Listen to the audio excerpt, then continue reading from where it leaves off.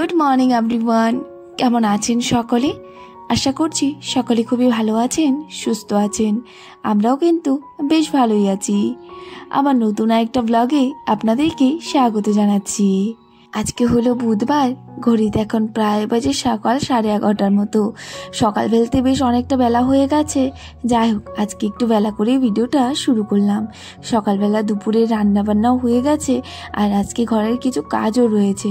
জানেন, এই কাজগুলো যেমন দেখা যায় না, কিন্তু করতে বেশ অনেকটা সময় লাগে। এই যে ঘরের দরজাগুলো দেখতে পাচ্ছেন, এই দরজাগুলোই আজকে পরিষ্কার করার ছিল। সেই কারণে কিন্তু সকাল সকালই রান্না বান্না সেরে এই কাজগুলো করছিলাম। আর আজকে রয়েছে হলো একাদশী, তো সেই কারণে মাও তো একাদশী, রান্নাবান্নাও তেমন একটা চাপ নেই। ওই তো ডাল, একটা চচ্চড়ি, আর পরে গিয়ে একটা বড়া করব। তো সেই কারণে রান্নাবান্নাও হয়ে গেছে। যাই হোক, আজকে আর রান্নাবান্নার থেকে শুরু করিনি, এই তো এই কাজবাজ নিয়ে শুরু করলাম। এই যে দুর্গাপূজা লেগে আসলো, তখন থেকে যে ঘরের কাজবাজ শুরু হয়েছে, এখন পর্যন্তও যেন শেষ হয়নি। কাজ তো কখনোই শেষ হবে না, কিন্তু দুর্গাপূজার জন্য যে এত চাপের কাজ, এগুলো তো আর শেষ হচ্ছে না।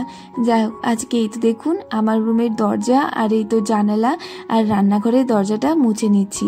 আরও সবগুলো রুমের জানালা দরজা সব কিছু মোছা হয়ে গেছে। আমার রুমের জানালাটা না বেশ অনেক দিন হয়ে গেল, প্রায় বছরখানি হয়ে গেল মুছিনি। মানে এমনি তো ডাস্টিং করিনি, কিন্তু ভালো করে যে জল আর সার্ফ দিয়ে মুছবো সেটা আর হয়ে ওঠেনি। তো আজকে ভালো করে বেশ অনেকটা সময় নিয়ে এই কাজগুলো করেছি। শুধু জানালা না, দরজাও জানেন বেশ অনেকটা সময় লেগে গেছিলো আজকে। আর এই তো দেখুন এদিকে ভালো করে সার্ফ দিয়ে ভালো করে ঘষে ঘষে জানালাটা আজকে পরিষ্কার করেছি। আর আজকে যেহেতু মামার স্কুল বন্ধ, সেই জন্যই কিন্তু আজকে এই কাজগুলোতে হাত দিয়েছি। ওই তো বললামই, কাজের শেষ নেই, আরও যে কত কাজ বেরোবে সেগুলোও তো করতে হবে। তো যখন যেটা কাজ পারি করে রাখার চেষ্টা করি।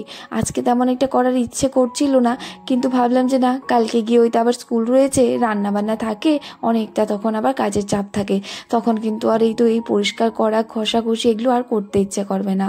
তো যেদিন মামা স্কুল থাকে সেদিন তো অনেকটা দৌড়াদৌড়ি থাকে, সকালবেলা উঠে কাজ বাজ করতে হয়, তারপর গিয়ে ওকে স্কুলে নিয়ে যেতে হয়। নিয়ে তো বর্মশাইও যায়, আমিও যাই, কিন্তু ওই তো আসার সময় তো ওকে নিয়ে আসতে হয়।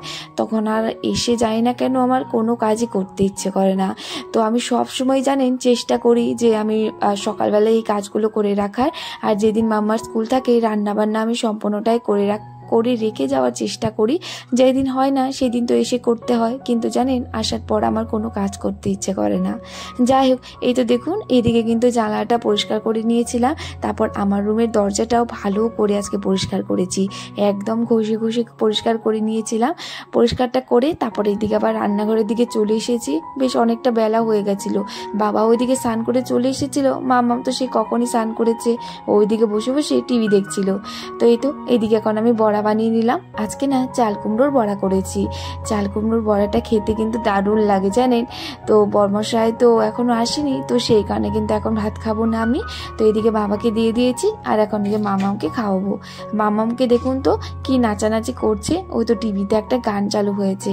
এই তো যে এত শুরু হয়েছে, ভাত না খেয়ে ওইদিকে নাচানাচি শুরু করেছে। কখন থেকে ডাকছি মামা আসো খেয়ে যাও, কিন্তু সে কি আর আমার কথা শোনে? দেখুন কিভাবে নাচানাচি করলো। মাম্মা কি বানাচ্ছে বাবা? বাবা কি বানাচ্ছে? টিকটিকি বানায়।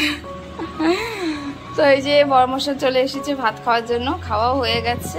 আর এখন এই যে মাম্মা একটু বাবার সঙ্গে খেলছে ক্লে দিয়ে। তাও এই তো এখানে এই যে টিকটিকি কে বলে, মাম্মা কি বলছে, সাপ বানিয়ে দিচ্ছে না? তো এই যে এটা কি বানিয়েছে? সাপ। বাপ রে বাপ, ভয় লাগে। ওইদিকে বর্মশাই চলে গেছে খাওয়া দাওয়া করে। এখন তো বর্মশাইয়ের সময়ই নেই, অনেকটা লেট করে আসে, আর খাওয়া দাওয়া করে 5 মিনিটও বসে না, চলে যায়। তো এইদিকে তারপর মামামকে নিয়ে আসলাম এই ঘরে, ভাবলাম একটু শুয়ে থাকি। এই তো দেখুন এই মেয়েটা আমাকে কতটা জ্বালাতন শুরু করেছে, মানে অনেকটা দুষ্টামি করছিল, আমাকে একটু শান্তিতে ঘুমাতেও দিচ্ছিল না। ঘুমাতে তো বাদই দিই, শুতেও দিচ্ছিল না আর কি। তো সেই কারণে ওকে নিয়েই বেশ অনেকটা সময় এইভাবেই কাটিয়ে দিয়েছিলাম। তো সন্ধ্যা হতে না হতেই এদিকে তারপর মামামকে খাইয়ে দাইয়ে আমি ওকে একটু পড়তে বসালাম, কারণ কালকে হলো মামার এক্সাম রয়েছে, কালকে আবার মুখের অরালি এক্সাম রয়েছে, তো ওকে পড়তে দিয়েছিলাম। আর এইদিকে এখন আমি ওকে কিছু লিখে দিচ্ছিলাম, যেগুলো আগে পরে লিখবে আর কি। ওইদিকে মাম্মার যে টেবিল ছিল সেই টেবিলটা ভেঙে ফেলেছে, তো সেই কারণে এই তো ছোট টেবিলের নিচে বসিয়ে দিয়েছি।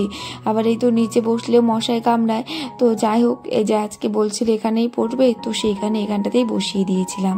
আর আজকে না আমাদের বিশ্বকর্মা ঠাকুরের পুজোর নেমন্তন্ন রয়েছে, মাম্মাকে পড়াশোনা করিয়ে তারপর ওখানেই যাব। পড়াশোনা করিয়ে আমি একটু রেডি হয়ে গেছি। আমাদের বাড়ির সামনে এখানে বিশ্বকর্মা ঠাকুরের পূজা রয়েছে, সেখানে নেমন্তন্ন রয়েছে, সেখানেই যাচ্ছি। হয়তো ওইদিকে মাম্মাম রেডি। আর আজকে তো মার একাদশী, সেই কারণে মা কিন্তু আসেনি, আমি চলে এসেছি মাম্মামকে নিয়ে ওইদিকে বাড়ির একদমই পাশে। এসেই ঠাকুরকে প্রণাম করে নিলাম, আর দেরি না করে প্রসাদ খেতে বসে পড়েছিলাম। চলুন আজকের জন্য এতটুকুই, নতুন ভিডিও নিয়ে শিগগিরই আসবো। সবাই ভালো থাকবেন, সুস্থ থাকবেন। রাধে রাধে, বাই।